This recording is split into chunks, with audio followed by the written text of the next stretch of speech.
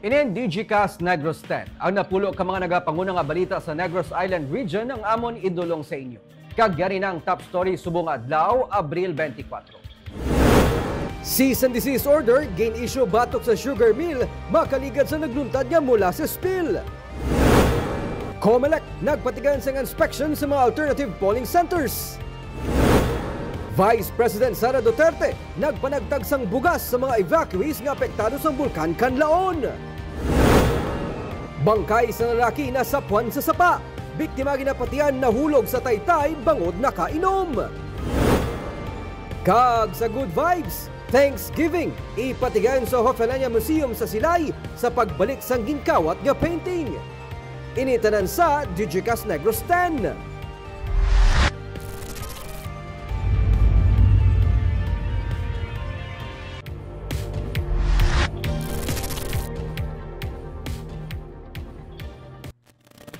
Sa number 10, payout schedule para sa bayad agad system kagiban pa ang mga social services programs ang natalana nga mag-resume matapos nga wala malakit sa COMELEC banning. Kabahin ang bayad agad system sa mga locally funded nga mga social services programs sa Bacolod LGU nga natalana nga mag-resume dungan sa pag-issue sa COMELEC banning exceptions. Ginsiling ni DSST Bacolod Head Richelle Verde Prado Manga nga sarang sila nga mag-schedule sang payout sa tion nga mangin available na ang iga-release nga pondo para sa mga benepisyaryo. Nalakip dring medical kag burial as financial assistance. Sandig sa guidelines ng COMELEC, ginadumilian sa gihapon ang pagtambong sa mga kandidato sa mga payout schedules kag venue. Ginduwag naman ni Secretary to the Mayor Jose Martigo nga ang bayad agad system kabahin lamang sang 64 ka mga gin-exempt sang COMELEC sa banning. Nalakip sa magapadayon ng Public Works na napunduhan sa idalom sang loan agreement.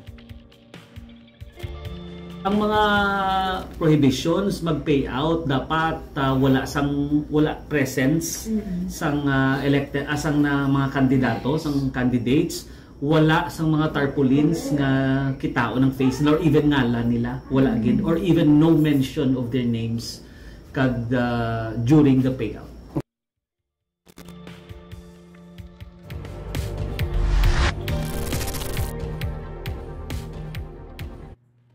Sa number 9, mass pet vaccination kontra sa rabies ang natalana sa mga barangay sa Bacolod sa Mayo 5. Kada summer, ginatanaw ang posible nga pagsakas ang kaso sang animal bites. Ginsiling ni Assistant City Veterinarian Dr. Jack Cabugwason nga wala sang kangtanan ng mainit nga panahon sa masami pagsaka sang kadamuon sang na-report nga animal bite cases. Apang bilang precautionary measure natalana nga magapatuman sang mass pet vaccination ang katapos ng City Veterinary Office sa mga barangay agud nga mapahagan-hagan ang kaso sang rabies. Nagapabilin sa isa ang rabies case sa syudad. Iniman malipod nga pila karon sa mga animal shelters sa syudad sa Bacolod ang may kabudlayan tungod sa mga rescues nga nagabalatian epekto sa tig-ilinit. Ang City Vet ang padayon nga nagapahanumdom sa mga pet owners nga ipasiguro nga yara sa indoors ang mga hinuptanan kag ipaiway ang pagbilin sa mga ido o kunkuring sa sulod sa mga nagapark nga salakyan.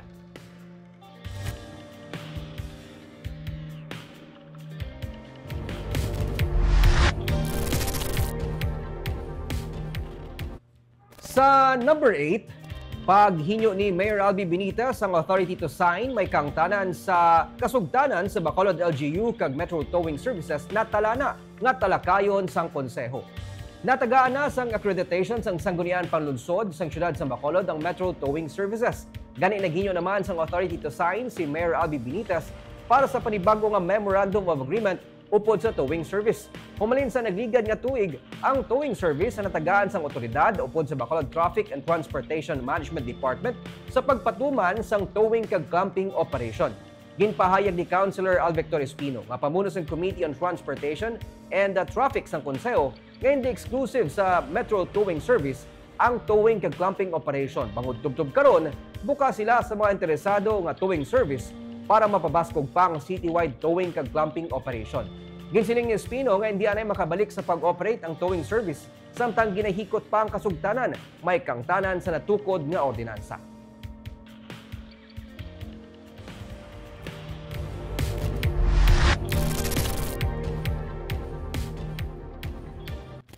Sa number 7, lalaki nakuhaan sang pinutos nga mga marijuana sa checkpoint.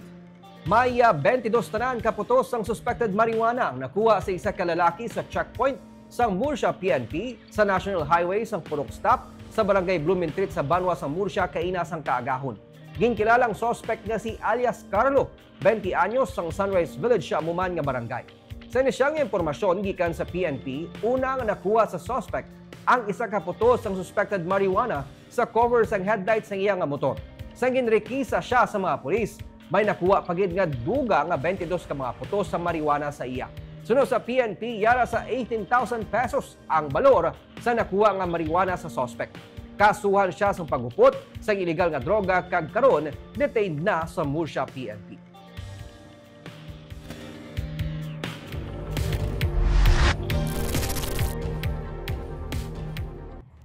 Sa number 6, bangkay isang lalaki nasapuan sa sapa. Biktima ginapatihan nga nahulog sa Taytay bangod nakainom. Bangkay na sa masapuan ng isa ka lalaki sa idalom sang Taytay sa FC Ledesma Avenue sa Barangay 2 sa San Carlos City kaina sang aga. Ang biktima ginkilala sa kay alias Godfrey, 55 anyos, sang Fatima Village sa Barangay Rizal sa San Carlos. Sunod kay Police Captain Rodney Sarona, ang Deputy Chief of Police ng San Carlos City PNP, may nagpahibalo sa PNP nga may nasapuan nga bangkay sing isa ka tawo sa sapa. Sunod sa PNP, base sa CCTV footage, nakita ang biktima nga nagapungko sa Taytay apang ining nahulog bangod ginaligar nga nakainom. 15 katapak ang kataason sang Taytay.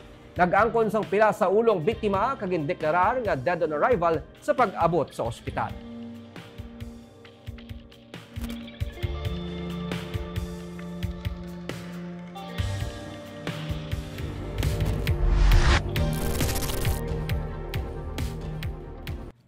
Sa number 5, isa ka motorcycle rider patay matapos nga makabunggo sa tricycle sa Bago City.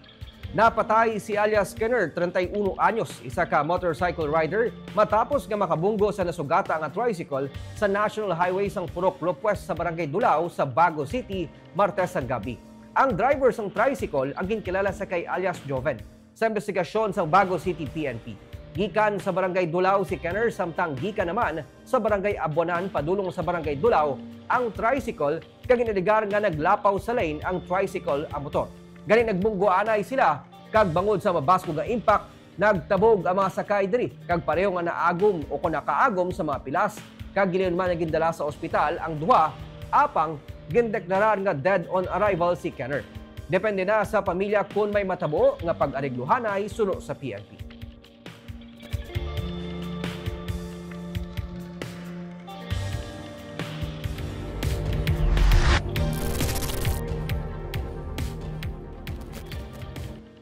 Sa number 4, Diocese of Bacolod naghinyo sa syudad nga matugutan ang pag-operate sa mga kiosko sa kilid sang Bacolod Public Plaza.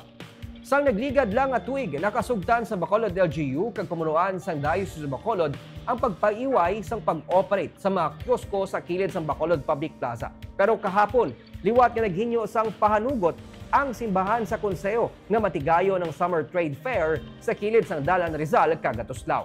Ginsining ni City Administrator Lucel Helvolea na natala na nga suguran sang contractor sang Tiasa ang pag-rehabilitate sang water fountain kag porsyon sang plaza. Gani kinahanglan anay nga matunan ini antes pa manliwat nga mag-operate ang mga kiosko suno sa iya. Si Mayor Albi Benitez ang nag-negotiate sadto sa simbahan agud mapaiway ang pagtukod sa mga kiosko sa Bacolod Public Plaza kag para matigayon ang rehabilitation project sa porsyon sang propiedad o kung nga ginapanag-iyahan sang simbahan sa plaza. We will have to discuss this again with the mayor kag sa grupo man sang SP if we will allow it, knowing nga ma-start naman liwat eventually ma-start na ang Tiesa renovation sa plaza. It might be difficult for the contractor to renovate the area kung may nagabaligya dila, especially of the length of time nga ara sila.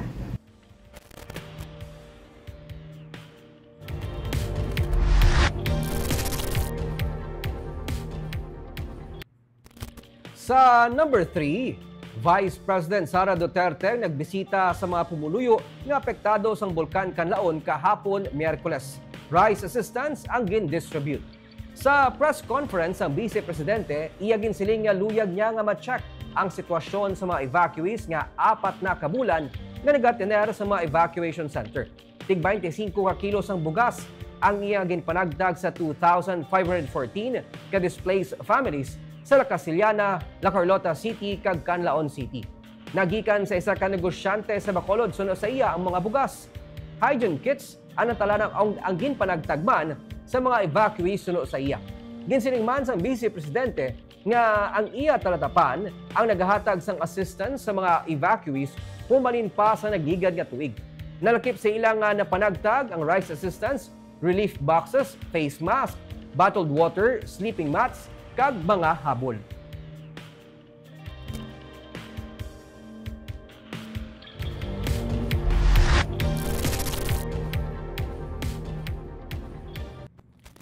Sa number 2, ginbisita kag gin-inspect sang Commission on Elections sa Negros Occidental ang mga alternative polling centers sa mga botante nga apektado sang bulkan Kanlaon sa La Casillana, Bago kag La Carlota City. Gikan sa 3 ka LGU, may malapit sa 5,000 ka mga bumuloto ang apektado. Personal nga ginbisita ni Provincial Election Supervisor Ian Lee Ananoria. Sinilamang ang mga alternative polling centers. Ang mga napili ng mga eskwelahan suno sa iya ang yadto mga malapit man sa mga evacuees. Kaya hindi naman gid sila makabalik pa sa ilang mga puloy-an dala sang sitwasyon sa bulkan Kanlaon. Suno sa COMELEC, silang magaboto kundiin sila napahamtang. Rason nga ang mga malapit sa eskwelahan ang ginhimo ng mga alternative polling centers. Ang mga eskwelahan na ginatiniran man sa mga evacuees nga sadto nagaserbi man polling center ginpangitaan man sang bulos. Kung wala na gid magapahamtang sang daw tolda ang mga magaserbe nga mga makeshift polling centers suno kay Ananoria. Ang La Casillana National High School ang nabisita ni Ananoria sang Miyerkules. Sa eskwelahan naman sa Maaw, ang alternative polling centers ng evacuees sa Bago kag sa La Carlota ang malapit man nga eskwelahan sa evacuation center suno sa COMELEC. Ang pagkambyo sa polling center ang ginaprubahan sang NBank. 718 tanan ka mga bumuloto sa La Carlota ang apektado suno sa COMELEC. 2,116 naman sa La Casillana kag 2,112 sa Bago City. Suno kay Ananoria sa contingency plan sang COMELEC, in kaso nga may pagtupa sang ashfall, may duwa kay ban pa nga mga LGU ang mahimo apektado kag ini ang nagalakip sang Pontevedra kag Banwa sa Murcia. Sa tiyon nga may evacuation man nga matabo gikan sa Pontevedra kag Murcia, gina-project nga magadangat sa 12,479 tanan ka mga botante ang maapektuhan. May notification na approval from the NBank. Pero go na siya. Kay hindi naman siya kabalik per OCD. Dira naman lang din sila mag-mate of elections. So, dira na sila mabuto sa alternate voting centers.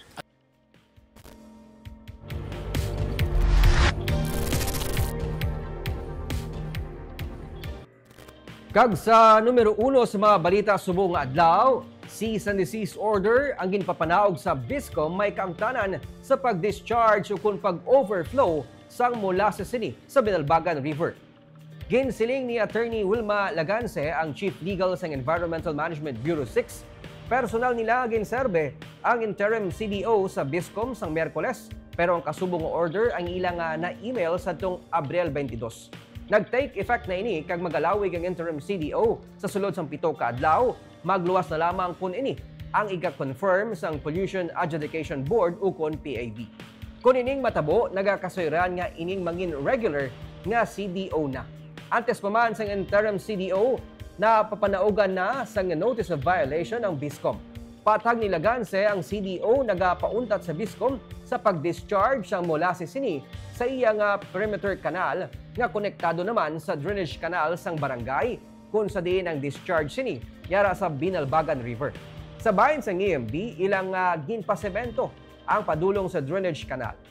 Abril 19 sang ginreport nga nag-awa sang molasses gikan sa Pond 2-2B.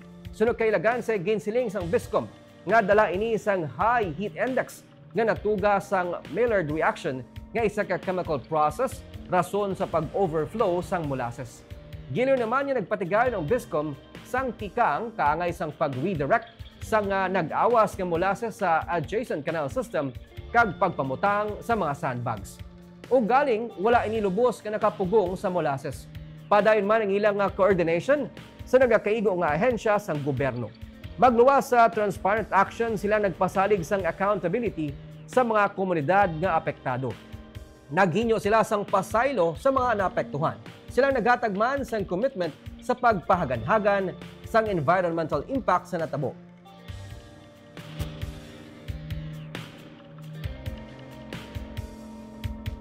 Ang amon nga CDO, ang interim CDO, ang lifespan niya na is only for 7 days. Effective only for 7 days unless confirmed by the Pollution Adjudication Board. So, gin-endorse lang ni namon kay PAB. Ang amuning kaso, ang among interim CDO, for them, either i-confirm nila or kung ano man ang, ang discussion ni PAB as to the endorsement of the interim CDO.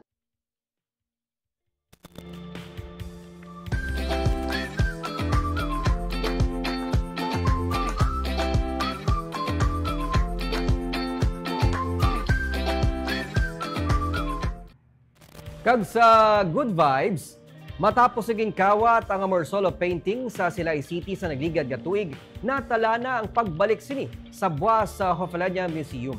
Buwas isa man ka Thanksgiving kag pagtipon-tipon ang patigayunon sa Hofalanya Museum sa 5 de Nobyembre Street sa Silay City. Isa ka selebrasyon ang patigayunon kadungan sang pagbalik sang 1936 Mango Harvester painting sang national artist nga si Fernando Amorsolo. Ang gingkawat nga 88-year-old nga Amorsolo painting sang bulan sang Hulyo sang nagligad nga tuig. Na-recover ini sa National Bureau of Investigation sa Metro Manila subong sa isa ka entrapment operation. Gindala ini sa National Museum kag natalana nga ibalik sa Negros. Duha ka mga persona ang naaresto sang NBI na nagbaligya sang painting. Duha ka mga nagpakuno-kuno man nga mga guests sa museum ang nagkawat sang amo nga painting.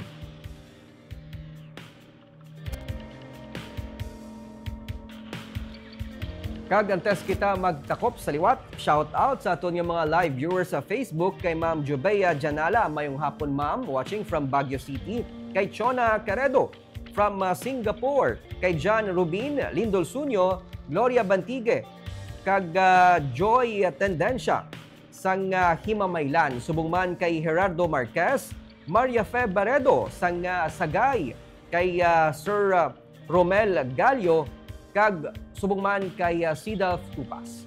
Kag amuyad to ang top stories of the day. Tubtubwas, ako si Nico Delfin.